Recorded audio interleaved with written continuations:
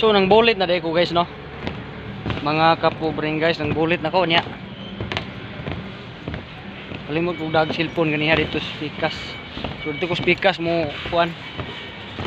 Speakers nga side ko mo tira kay grabe liki dito daghan kayo. Nya kamurag naglain ang kalibutan nindot gito to yung muinit siya kay aron na nga tong silananan bitaw mga kuan. Tawagan ni. Na way tubig ba init kayo. Parim tan nila ilanganin mining umahan ni magkapilit bagato ang silan tani. Ay gani ni trapo dre. Kahon-honan lang kong trapo niya akong isinagbay gani oh. Kay basa man ya. Magsilan kag basa di man na mo kuan.